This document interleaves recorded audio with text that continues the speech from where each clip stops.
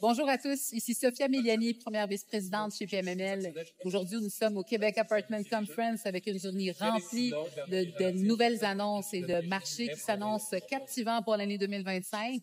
Aujourd'hui, je reçois en entrevue Mme Véronique Alpin, vice-présidente du développement et conception de chez Groupe MAC, afin de nous donner son opinion sur le marché actuel. Bonjour Véronique et merci d'être là avec nous aujourd'hui. Bonjour, merci pour l'invitation. Mais écoutez, Véronique, en tant que développeur, constructeur, le Groupe MAC se positionne au niveau multirésidentiel à travers la province du Québec. J'aimerais ça connaître un petit peu comment vous voyez le développement actuellement dans vos projets actuels, puis c'est quoi les challenges que vous rencontrez? Bien, le développement, ça signifie prendre un peu de temps pour planifier ces développements-là. MAC a un très grand portfolio, ce qui lui permet de planifier plusieurs projets de développement en simultané. Naturellement, il n'y a pas de mise en chantier à tous les mois, malgré qu'on voudrait bien répondre à la demande du marché et de la crise du logement. Je pense que développement, c'est planification, c'est des délais d'approbation, c'est des délais de mise en préparation pour partir les chantiers. Mais ce que j'entrevois, c'est beaucoup d'opportunités dans les prochains mois pour que le développement de ces projets-là puisse se faire vraiment là, en cadence. Donc, avoir plus de grues dans l'environnement du Québec. C'est excellent, c'est excellent. Donc, ce que je comprends un petit peu, ce que l'auditoire devrait aussi entendre, c'est que pour arriver à un développement concrétisé, c'est un jonglage pour arrimer les délais de plusieurs paramètres. Tout à fait. C'est ça le plus grand défi, je pense. C'est le plus grand défi parce que avant d'être capable de dire je paye un permis de construction, il y a plusieurs allers-retours, tant au niveau des fonctionnaires de la municipalité. Ça peut être avec d'autres gouvernances. Des fois, il faut négocier avec le ministère des Affaires municipales. Il faut négocier avec le ministère de l'Environnement ou d'autres gouvernances. Donc, les allers-retours sont nombreux. Le travail avec les professionnels, les équipes de professionnels qu'on choisit, qui nous accompagnent, eux aussi, il y a énormément de travail qui est fait en préparation avant d'être capable de dire on a un set de plan pour permis, on a un set de plan sur soumission et on peut partir un chantier. Donc, tout ça, ça prend énormément de travail, c'est du travail d'équipe. C'est vraiment un travail colossal. L'objectif principal, c'est de trouver des moyens. Il y a des moyens qui ont été mis en place au courant de l'année 2024 pour accélérer les activations, qui nous permettent de faire des mises en chantier plus rapides. C'est très, très bien. Moi, je sais que de votre grande spécialité, c'est le développement et c'est les discussions avec les municipalités. Spécialement vous, Mme Alpin. Oui, ça fait plus que 25 ans que je fais ça. Comment ça se passe, dans la vraie vie? Je pense que ça a évolué aussi. Autrefois, il y a quelques années, les promoteurs, les développeurs arrivaient avec un projet qu'ils mettaient sur la table puis ils disaient c'est le meilleur projet, toi, ville, approuve-le. Par contre, il y a des règles à respecter, il y a des règlements qui sont aussi en constante évolution qui doivent être pris en compte. Il y a le volet politique également qui change aux 4 ans, qui fait en sorte qu'on doit s'adapter. J'appelle ça un jeu de... On arrive, pour partir un projet, on arrive quasiment à une page blanche au début. Ouais. L'objectif, c'est d'aller chercher les intentions ou la vision que la ville a pour son territoire. Je pense que ça, c'est la clé. Une fois que ça, c'est connu, on peut retourner faire des premières ébauches, des premières esquisses de à quoi pourrait ressembler le développement sur ma propriété. Quelle serait la volumétrie? Comment je viendrais m'insérer dans le tissu urbain?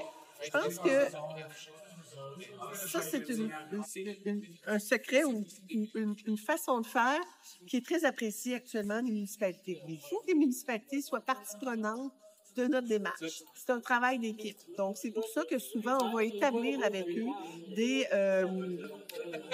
des workshops Je m'excuse de l'anglicisme, c'est ce que je cherchais comme mot, mais des sessions de travail pour rapidement acquérir un projet que eux pourraient être capables de présenter aux élus, amener au CCU, faire cheminer.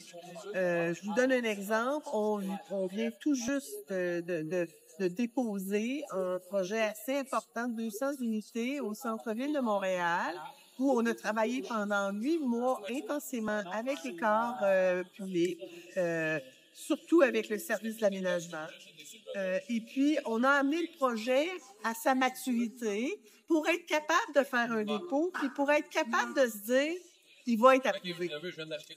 Fait que le 8 mois a servi à ça. Les mois qui vont venir vont servir à aller chercher les autorisations officieuses et les permis requis pour partir en chantier.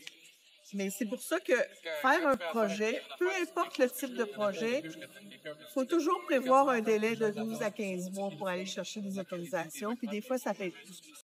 Ça peut être plus long, tout dépendamment de la municipalité ou de la région. C'est ça.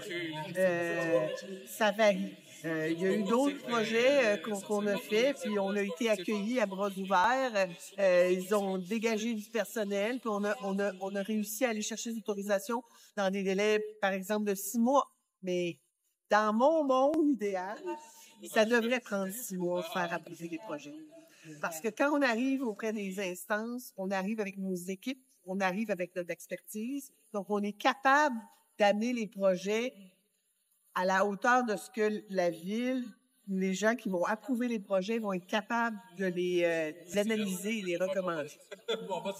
Et avant d'arriver là, vous avez, j'imagine, déjà commencé à dépenser en professionnel. Tout à fait. Il y a des études qui sont faites. Il y a des études, il y a des plans, tout à fait.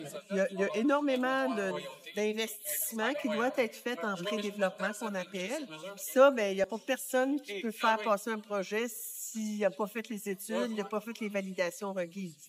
Ça peut nécessiter une étude de circulation, une étude sur l'enveloppe du bâtiment s'il y a une démolition. Ça peut nécessiter également des études sur l'impact sur le vent. Donc, oui, il y a un investissement en amont. Et là, on parle même pas de paiement de permis. Non, c'est sûr. On est toujours en préliminaire. C'est les ça. investissements préliminaires à Tout à faire. fait. Actuellement, dans les projets que Groupe Max fait au niveau multirésidentiel, quels sont les défis actuels que vous avez vus surgir dans le marché immobilier, mais quelque chose de nouveau? Est-ce que vous avez vu, par exemple, des nouvelles réglementations qui posent problème actuellement? Je pense que tout ce qui touche la transition écologique, les aspects de climatisation, géothermie, verdissement, pourcentage de canopée, on en entend parler depuis quelque temps, mais là, c'est beaucoup plus présent. C'est quelque chose qui fait partie de notre quotidien maintenant. On doit les analyser, les incorporer au projet du mieux qu'on peut, parce qu'en bout de ligne, il faut que le projet puisse faire du sens financièrement pour être capable de dire on fait le projet ou on le fait pas. Notre avantage, c'est qu'on a quand même un grand nombre de propriétés avec des potentiels de développement. Donc, pour nous, il est facile de catégoriser les propriétés où le rendement ou la facilité d'obtenir les autorisations peut être mis en priorité. Il y a d'autres aspects aussi qui nous gênent et qui gênent plusieurs. C'est pas juste notre groupe. C'est que la capacité des services, dans beaucoup de cas, fait un frein au développement. Et puis ça, ben on s'en sort pas. Les villes sont actuellement beaucoup en analyse des capacités existantes et d'évaluation des mises à niveau du réseau qui doit être fait pour qu'il puisse y avoir du développement sur leur réseau. Ça, c'est un des plus grands problèmes actuels qu'on a, que ce soit à Montréal ou que ce soit en première ou deuxième couronne. La capacité des services, elle n'est pas encore capable de suivre la demande actuelle en termes d'unités. Je pense que si on avait un système beaucoup plus performant pour pouvoir avancer de ce côté-là, ça serait une des plus grandes solutions pour la crise de logement actuelle. Oui, puis on essaie d'être créatif aussi dans des situations où on dit, ben actuellement, j'ai un terrain vacant avec une capacité bureau. Comment vous pourriez nous traduire la capacité bureau en capacité résidentielle pour peut-être pouvoir lever une phase 1? d'un projet qui pourrait prendre 4 phases. Ça nous permettrait au moins de mettre certains projets de l'avant, sachant que dans une phase, on peut avoir moins d'unités. Ouais. On pourrait dire, OK, s'il y a un potentiel de 500 unités sur le terrain, mais je pourrais faire une phase avec une centaine d'unités parce que la capacité, elle est là. Et puis, je pourrais planifier avec la ville les phases futures selon la mise à niveau du réseau. Ça, c'est une très bonne solution. Mais le problème, je pense, est encore plus profond que ça au niveau de la capacité des services. Parce que même avec de la planification, on est en train de voir des développeurs immobiliers vouloir développer un peu partout. Et c'est là que je me pose la question.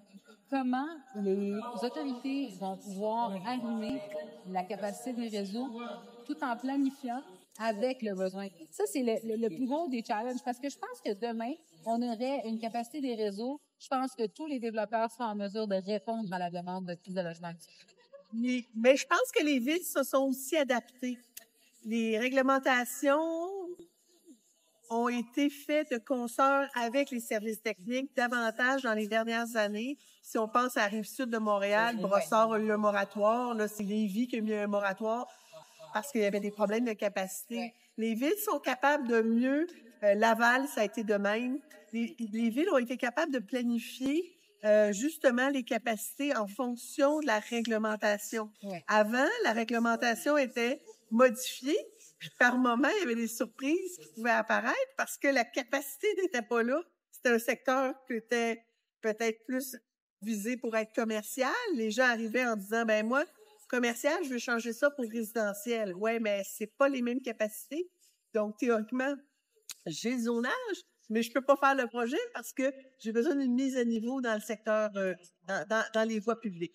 Donc, je pense que ça, il y a quand même un chemin qui est en train d'être tracé par les municipalités. Parce qu'il faut pas oublier, la venue de nouvelles unités dans une crise du logement, c'est également la possibilité aux municipalités d'aller chercher une taxation additionnelle.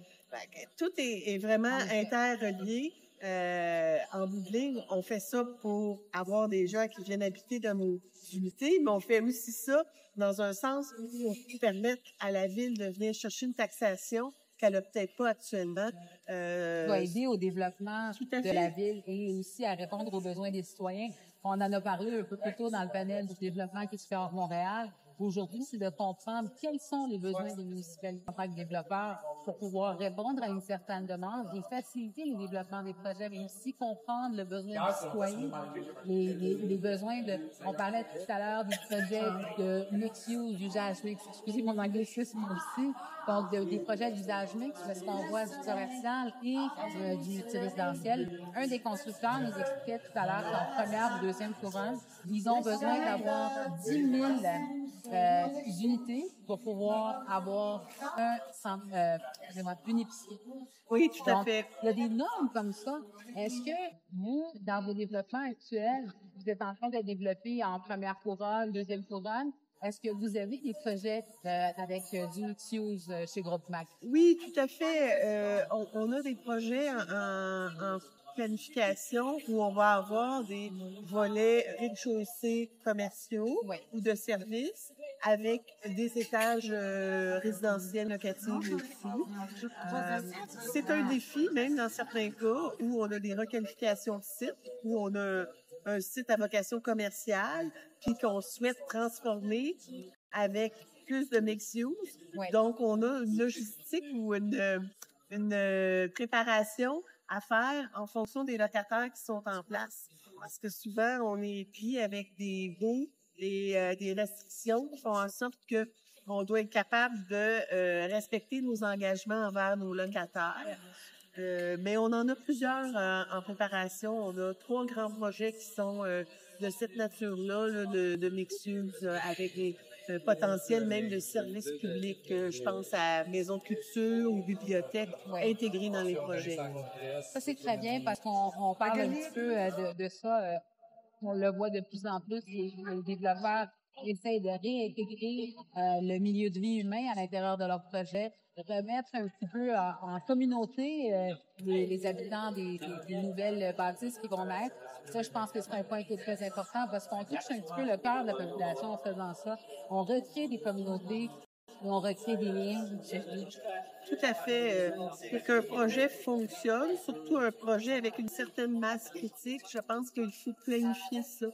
On a dans certains de nos projets des écoles qui sont prévues. On a des équipements publics, comme je mentionnais tout à l'heure. Je pense que pour faire le vrai milieu de vie, ben c'est pas juste de dire je rajoute X nombre de portes puis arrangez-vous avec vos moments de détente. Il faut prévoir des aires extérieures, faut planifier les services connexes.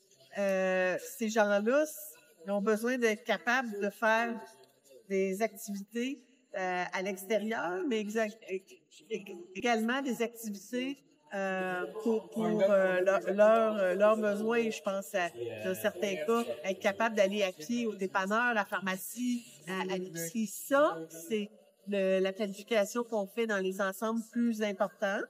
Dans d'autres, ben c'est des ensembles uniques que je vais appeler où on a un site, un terrain à développer et ça va se traduire à qu'est-ce qu'on va offrir à notre clientèle à l'intérieur d'une immeuble. Ça aussi, c'est important de bien planifier les aires communes, les aménagements de terrasses.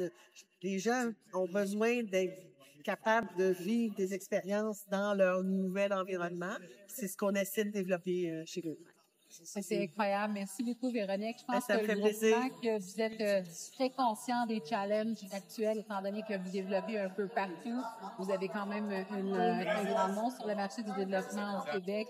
Et je pense que vous, comme à tous, chez GroupMac, avec votre expertise et votre expérience, surtout dans les négociations avec les municipalités, moi, ce que j'entends aujourd'hui, c'est le vœu de tous les développeurs immobiliers au Québec de pouvoir accélérer le processus. Tout à fait. Mais je l'entends aussi de par les villes qui veulent accélérer le processus. Et je pense que les villes aujourd'hui ont compris un petit peu la réalité des développeurs en arrière et essaient de pouvoir aider à apporter des outils, des solutions pour pouvoir ensemble aller vers l'avenir. Je pense que la collaboration entre les municipalités, les autorités compétentes et les développeurs et les promoteurs, c'est ce qui va faire en sorte qu'on va pouvoir main dans la main avancer.